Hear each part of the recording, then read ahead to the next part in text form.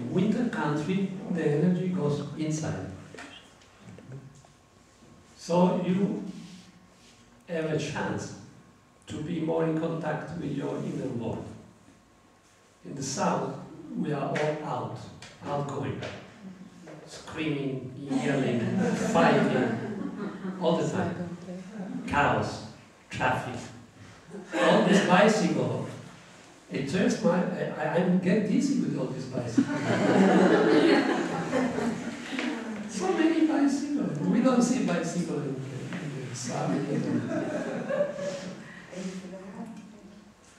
So, this street center, this center here, it comes from the systems.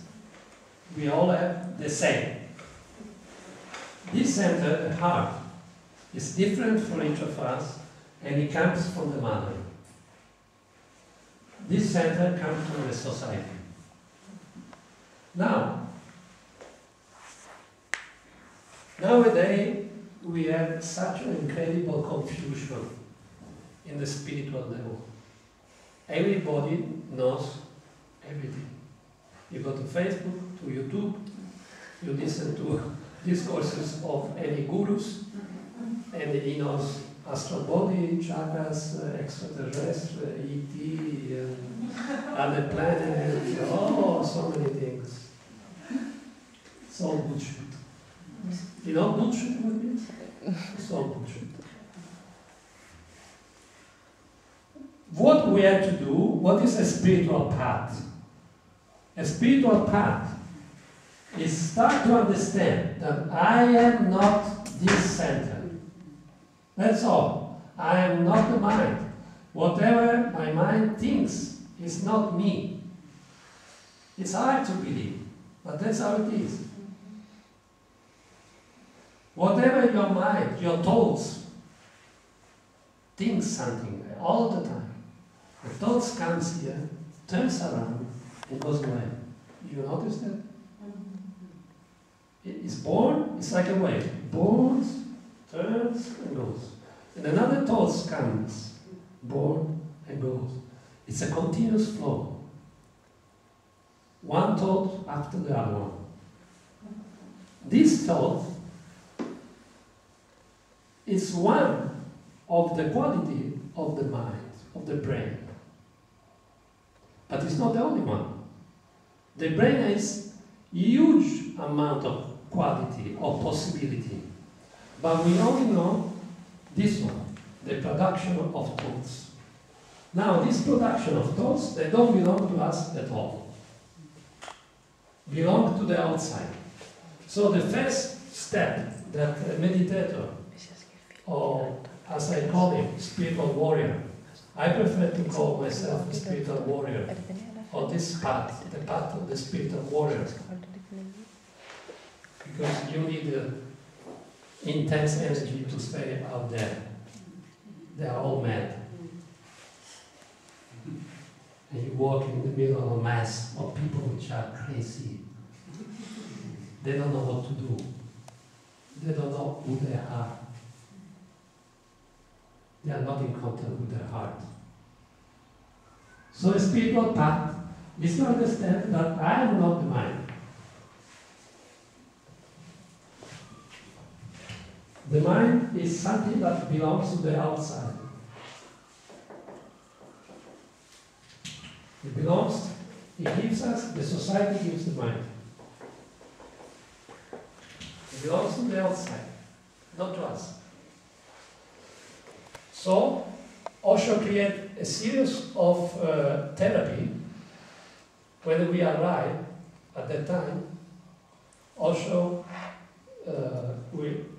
you arrive, you don't see OSHO immediately. First you go to secretary, woman, all the in charge of the community, all the departments, all the 3 communes that OSHO made, they were run by women. There was not one man in charge of anything. So you will be okay, because we are all women, you will be in charge in OSHO community. So we had to learn to surrender to women. And when I arrived, I said, I'm a doctor. I said, good, go to the toilet and clean the toilet. I cleaned the toilet for months. Then they call me and they say, Azima, go to the kitchen, cut tomato. Cutting tomato and cucumber for 3 months. Then one day they put me to wash dish. And then one day finally I reached the top of the kitchen. I was one of the 3 cooks. And we were cooking each lunch and each dinner food for 3,000, 4,000 people. Each day. And one day I was so tired, I wrote to OSHO. You see many stories of this in the book. And I say, OSHO, I am fed up to work in the kitchen. I am a doctor, there is a medical center, there are many doctors there, they need help because there were more and more people coming, so I can help there. I have an experience of emergency room. Okay, the answer was, go to see Arup. Arup was one of the women who was running the business. And she told me the answer of OSHO is, where do you think you are? This is not a normal society. If I tell you to work in the kitchen, you work in the kitchen and surrender. Go back to the kitchen. For 8 years, I was in the kitchen. When we created the commune in the ranch, I was so happy because I said, now, fucking, I will not be in the kitchen anymore. So what I did, I went to do the driving license for driving cars and big truck. I like to drive at that time, not now. So after months of difficulty in America, America is such a crazy place. I don't go to America, please. Stay here. It's a Nazi place. So finally I get my green card. I get my permission to stay in America. Finally, I get my driving license for driving big truck. I go to the ranch, to the commune, and I say, wow, here, I have money. Now I can be here, and I would like to drive trucks. I know there are so many vehicles here, you need drivers. And then a woman came, said, but you are at Zima, you were working in the kitchen in the commune. I said, we need people in the kitchen. You are a great cook. Go back. Another 3 years.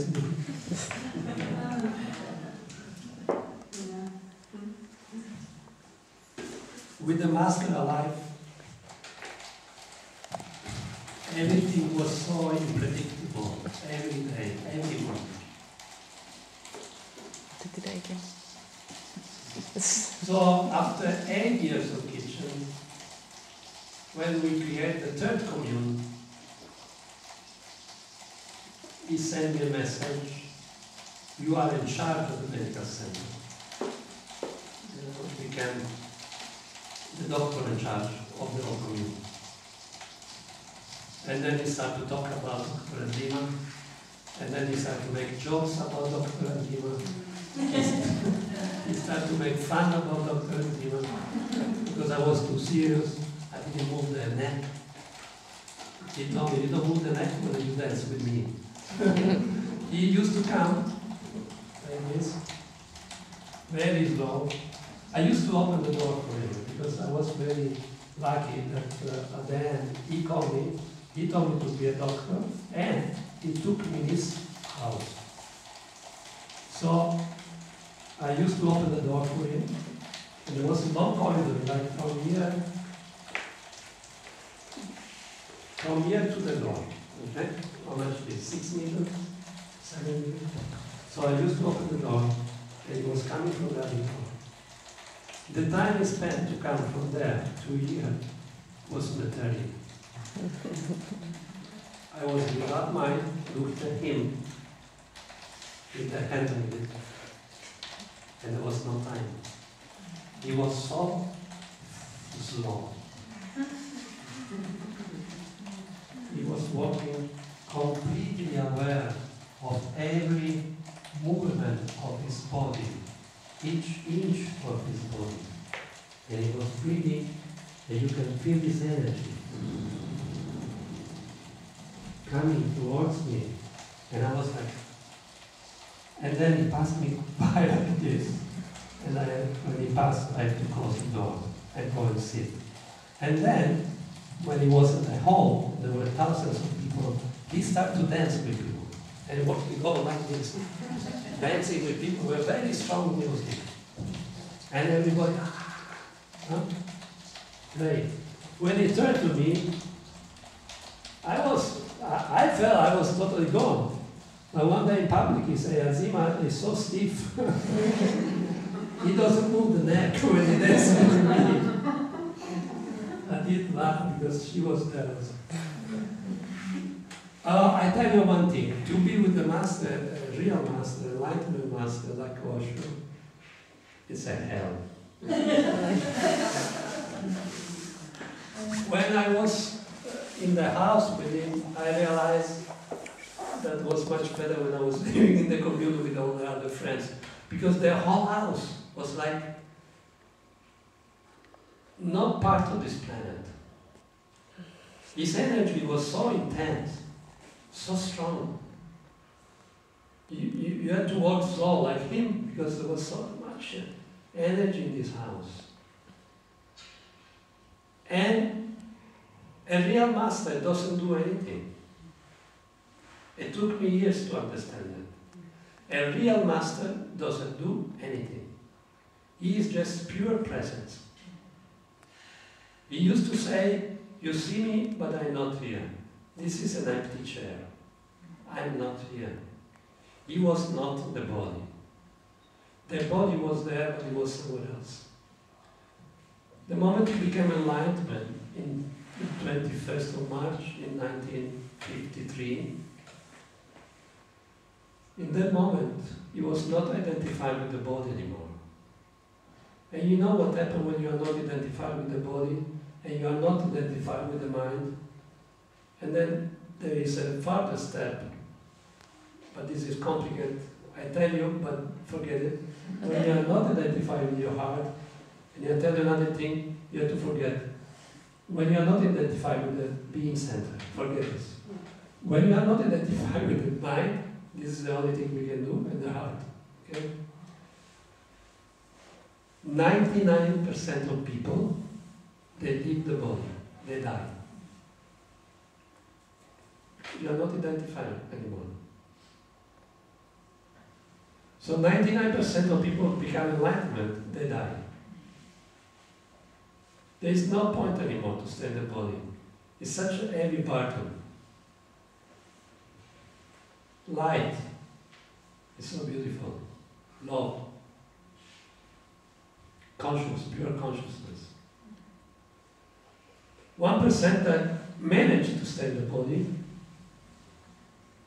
out of this 1%, 99% of people who manage to stay in the body, they don't talk. Because the bliss state is so strong that they don't talk. Maybe they are in this moment in the planet. Many people, I hope, that they are enlightened. But nobody knows anything. Because they stay in a cave, in a small village. Nobody knows. Because the bliss is so intense that you cannot talk to other people. So, of this 1%, 99% doesn't talk. 1% of the 1% has the possibility and the capacity to talk to other people about their experience. Mm-hmm. It's clear now. Okay. I am repeating what Osho told us. This is not my experience. Huh? I am not enlightened. Please. I am more experienced than you meditation, that's for sure. And I had my bliss attack many times. But I always come back to the body. This small bliss attack are called satori. You never heard this word? I feel so uncomfortable in this chair. Let's try that. So, when out of 1%, they manage to talk. And 99% of these people, I mean 1% of this 99% is able to pass the experience. And these are the masters. Okay? These are the big masters. Gautama the Buddha, Jesus Christ, Maometto, Lao Tzu, Chuang Tzu, St. Francis, Pythagoras. Now we come nowadays, the three big masters of this century are Gurdjieff. Do you know Gurdjieff? Please, read something on Gurdjieff. Actually, try not to read Gurdjieff because it's very complicated. Read Uspensky, which was his disciple. The Fourth Path, The Fourth Way. It's a great book. Read book which has a meaning. Don't listen to the television. Don't read stupid things. Read books which has a value in your life. Uspensky, Gurdjieff, Krishnamurti. You know J. Krishnamurti? He knows everything.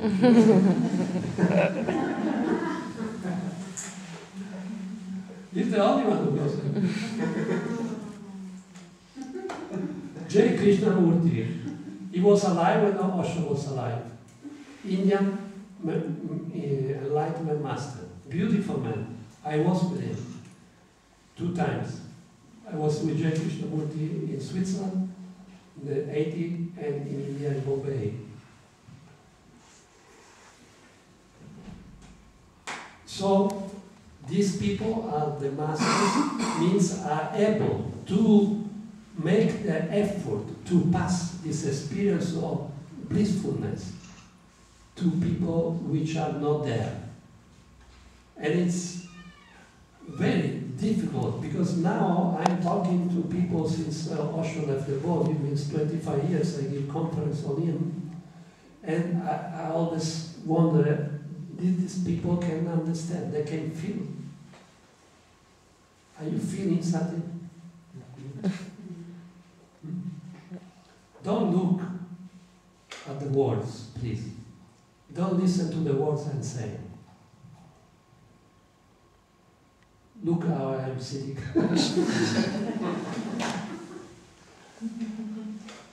Look the way my body moves.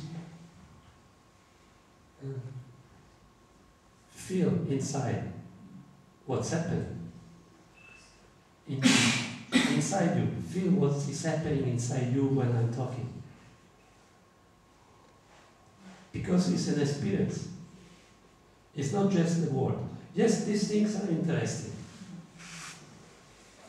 But what will be left in you is something that you cannot describe in experience.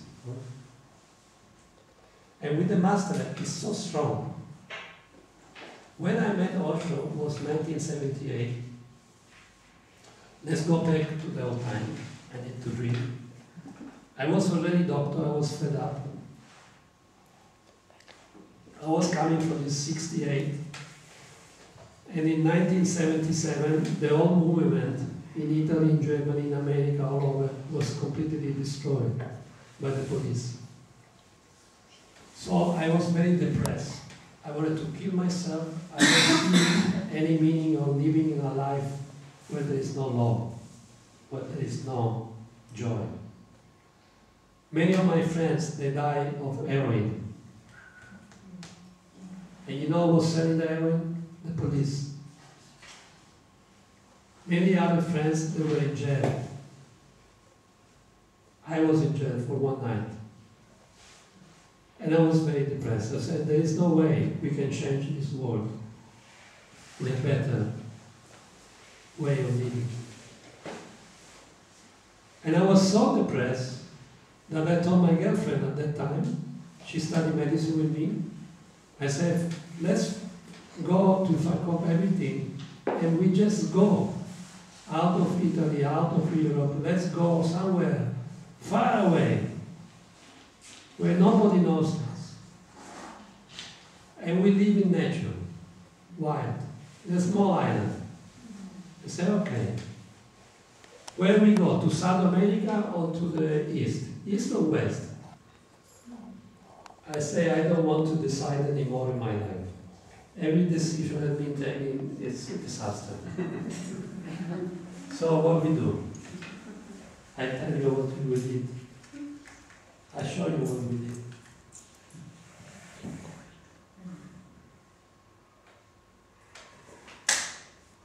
India. And we're doing it. One side India, one side South America. South America because there were a lot of shamanic things, you know. I like drugs at the time when I was young. Then I discovered meditation, and I discovered meditation is a great drug. It's much, much better. It's natural. We all have it inside. This blissful state. So, we leave Sicily, we go up to Italy. Italy is so long, it's 2,000 kilometers. Then we go to Yugoslavia, Polonia, Romania, by land. It took us 1 month before we reached India. And I didn't know anything. We want to go and live wild in an island, in the Maldives Island. We saw there were these Maldives Islands, and let's go there. And after 1 month, more than 1 month, we reached Bombay, completely exhausted. In Pakistan, there were 55 degrees, very, very hot. And we go to the harbor in Bombay. We said, we want 2 tickets for the Maldives Island. There were no airplane at the time. I don't know which of you is being in India. Anybody is being in India? Okay, you know Indians. Okay. They said, yes, yes, yes, ticket, yes, to, well, Maldives, yes, yes, yes. So give me the ticket, yes, yes, yes. They don't understand anything that they say. Anyway, finally he got it, and he said, no, boat left yesterday. You wait 1 month, next boat 1 month. What we do in 1 month in Bombay? Do you ever study the Dante Alighieri? You, okay. The Divine Comedy. Okay. You know hell, the description of hell. Okay, you find hell in Bombay. That's hell. I said I don't want to stay in hell. And then one day, we stayed there for 3 days, 2, 3, 4 days. Then I said, wow. But there was a woman, a friend of mine from the Woman Liberation, which sent me a postcard a few months before saying, I am orange, here everything is orange, and I've never been so happy in my life. So what do you think? She is taking LSD or drugs or whatever, and she is happy with a bunch of nuts people from around the world. Let's go there and have fun. So we go to Pune to find this bunch of people who have fun with drugs.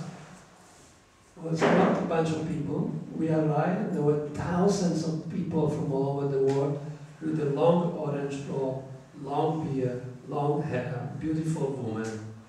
Wow. What is this? And I didn't talk English at that time because I studied French in the school. So I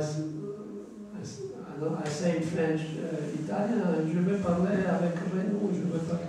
I say, you Italian, you sit here.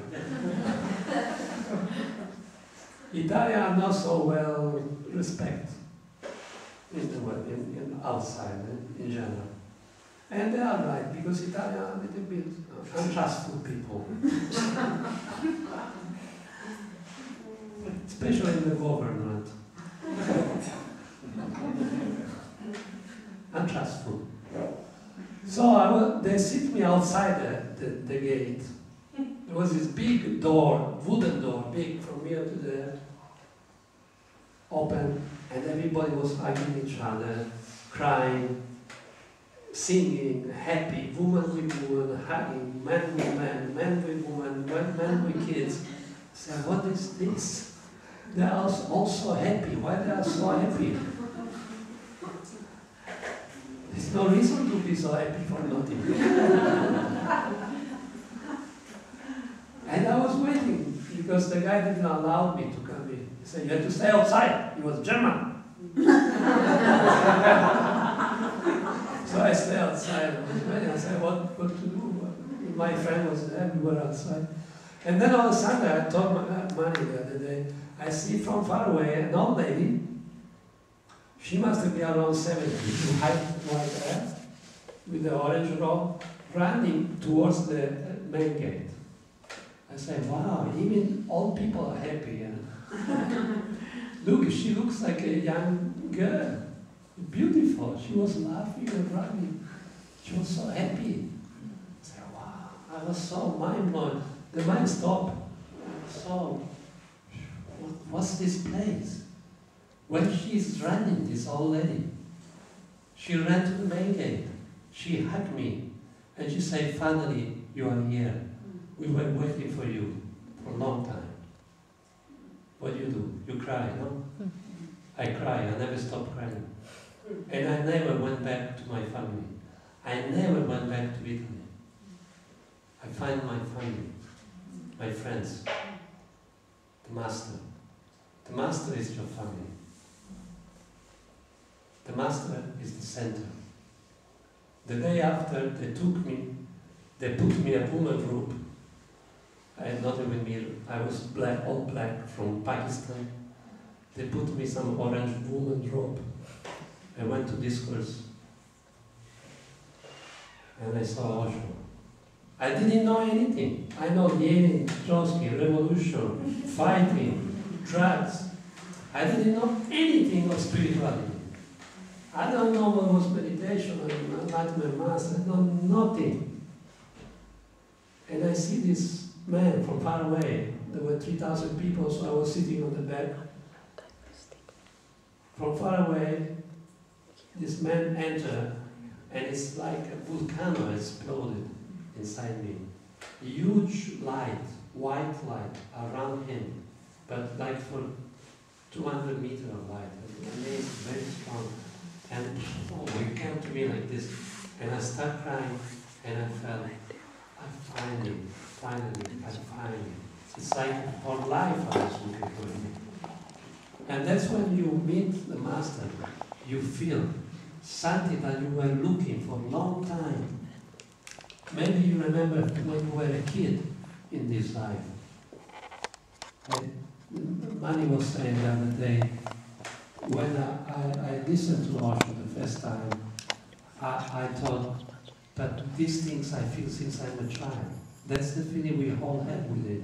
If you read Osho's book, if you see Osho's video, if you have some contact still with your heart and with your being center, you feel that he is not a person, he is just a manifestation of the pure consciousness, which we all are. And I never went back to be a doctor or to Italy. And the whole thing started. That's my life with Osho. The book goes to the second commune in the range and also the third commune. The book is finished when Osho leaves the body in January 1990, 25 years ago.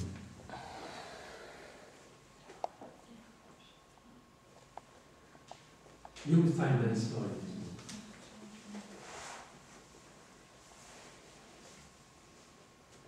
Now Osho is not in the body.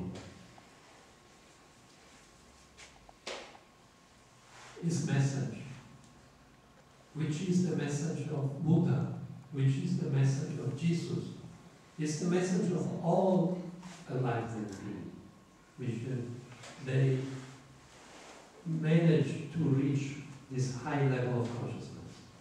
It's the same. But Osho is the capacity to talk to us, which are modern people. And we have a special language. Because our mind is very much developed. So we cannot understand St. Francis anymore. We need a special master which has developed his mind also, that is able to talk to us. Osho was reading 22 to 25 books every day. His library is huge. If one day you go to Pune, there are corridors of books. And these are all books that he read, not just collection. He was reading the books and keeping it. He loved books. There are thousands of books that he read. He was able to talk to physicists, to mathematicians, to philosophers, to a normal person, to a drug addict person, to any level of consciousness. And that's what amazing. So what is his message? He used to say in one line, in one sentence, Zorba the Buddha. Means Zorba, meaning that we have to learn to live life totally, completely, total, enjoy food, enjoy sex, enjoy festivity, enjoy feeling good, live in a good state of health. Do not refuse the well-being, like the monks have been doing. What the monks are doing for centuries. They leave the society, the family, and they retire in a convent, or in a cave, or in a monastery. Osho say, you don't need this anymore. It's not time to go away from society and close yourself in a monastery. We have to learn to stay in this society, in this life. Live totally, as a Zorba. You know Zorba, the Greek. You always say yes. You can rest. You can rest because I know you know. What's your name? Michael. Michael. Nice to meet you, Michael. I love you. Nice man.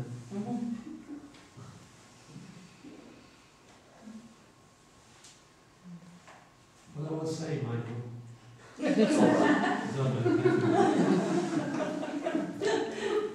So, Zorba the Greek is the representation of a man who's been living his life completely.